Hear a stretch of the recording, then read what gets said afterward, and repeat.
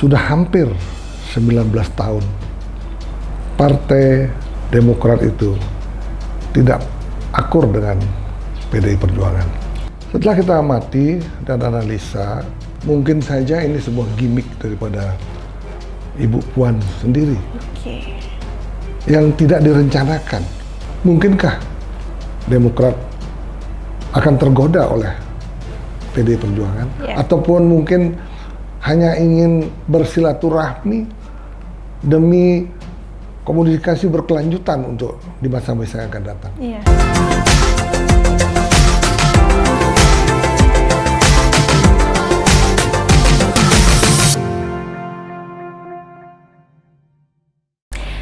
Selamat pagi semuanya. Kita hari ini akan membahas mengenai perkembangan politik di Indonesia. Tentunya bersama saya Sri Adjani dan juga bersama dengan Mr. Puisi.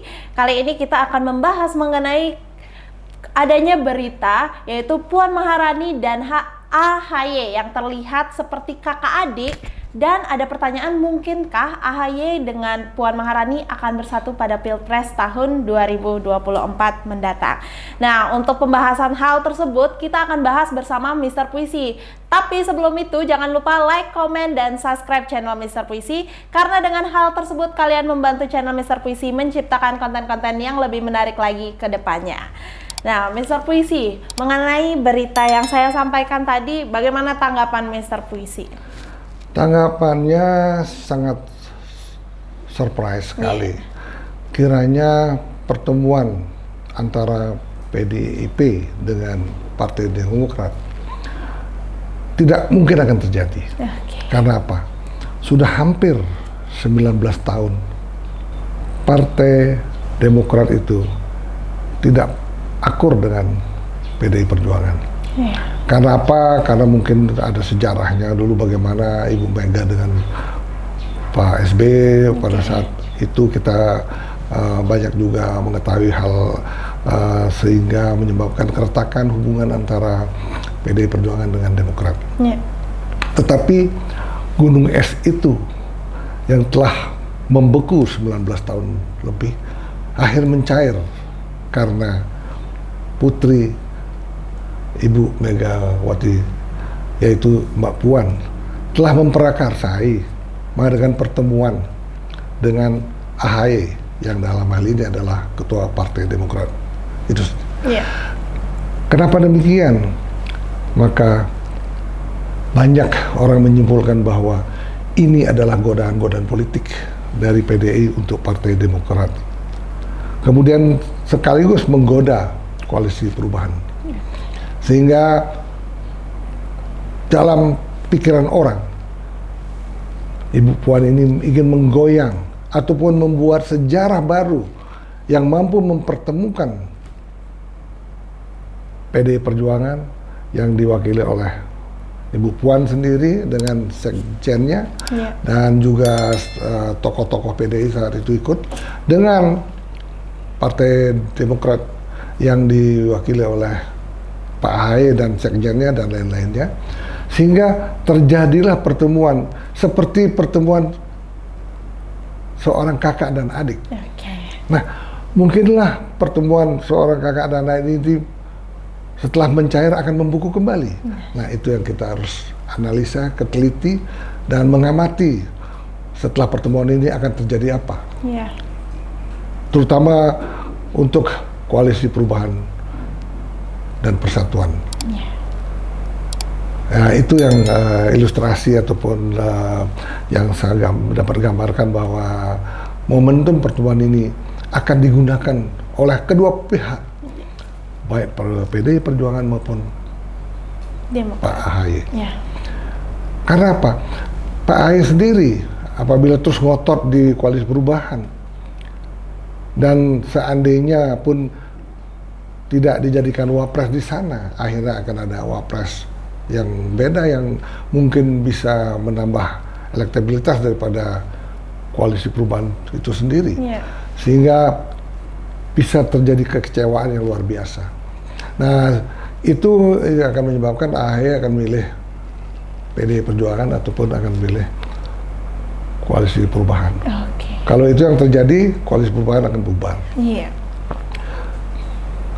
Ya Mas Ahaye itu juga pintar sekali kalau dia ikut koalisi perubahan yang belum tentu memenangkan pilpres. Iya.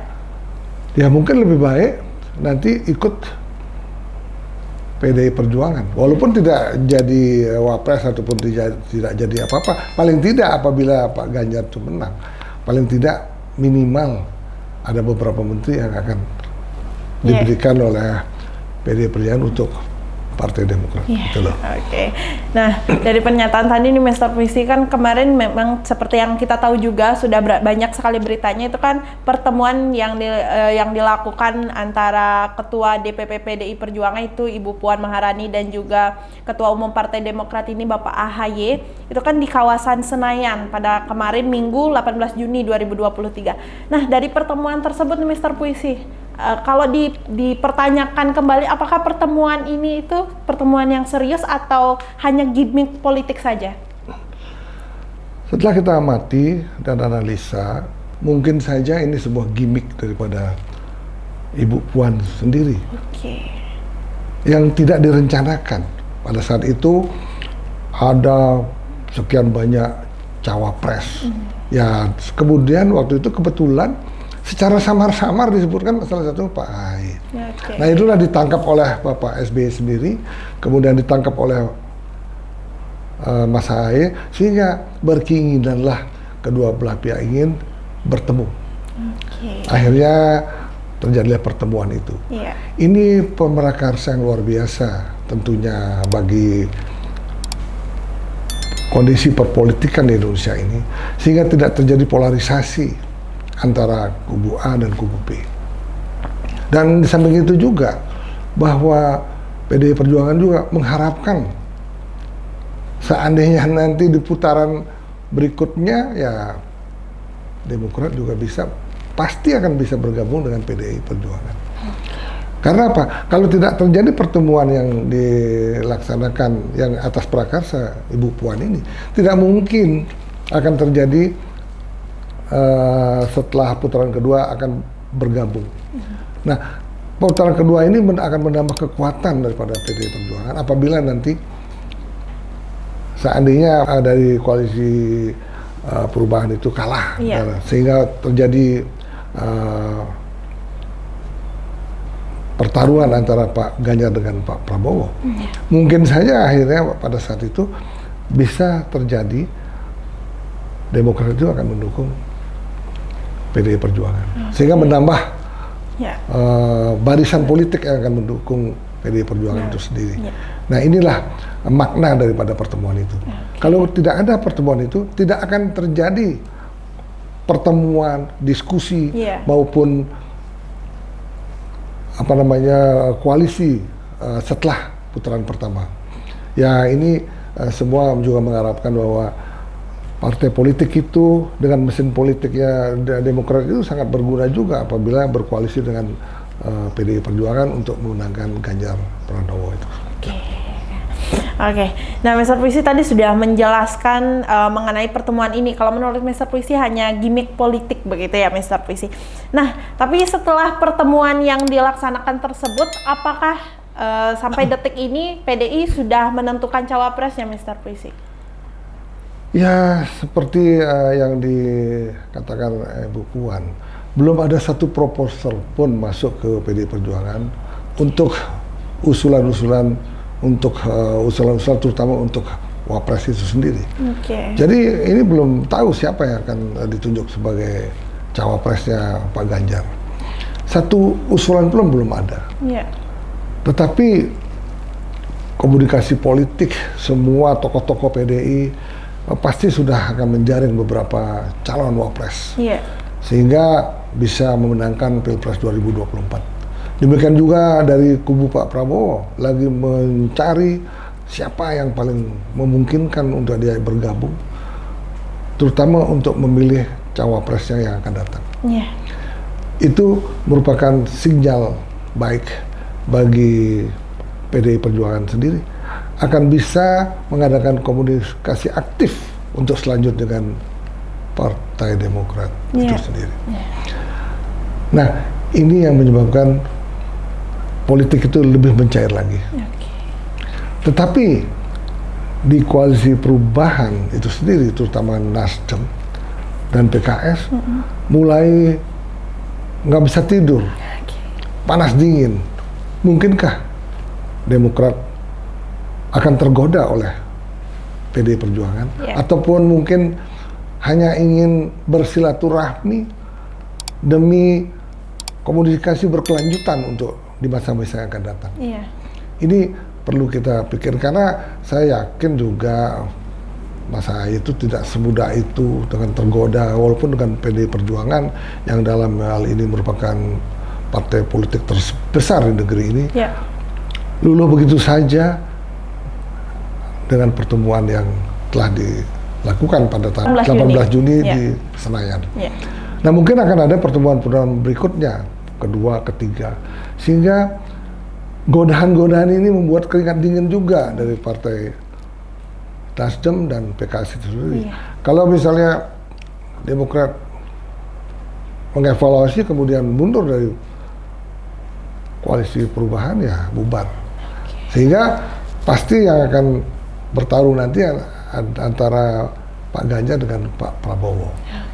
Di sini masih banyak tarik-menarik, terutama bagaimana caranya untuk menarik dan terutama untuk Bapak Jokowi sendiri menjadi rebutan kedua belah pihak antara Pak Ganjar dengan Pak Prabowo. Di mana belakangan ini konon katanya Pak Jokowi itu lebih mendekat dengan Pak Ganjar Pranowo. Nah, ini yang kita tunggu dalam 2-3 bulan mendatang. Karena sampai hari ini pun belum ada tanda-tanda cawapresnya itu siapa.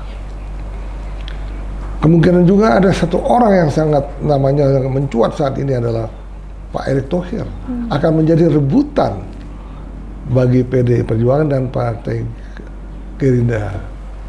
Sehingga siapapun yang akan memilih Pak Erick Thohir, pasti sudah ada green light dari Bapak Jokowi. Karena dalam hal ini Pak Erick Thohir adalah menteri yang sukses memimpin BUMN, kemudian sukses juga memimpin sepak bola di tanah air ini.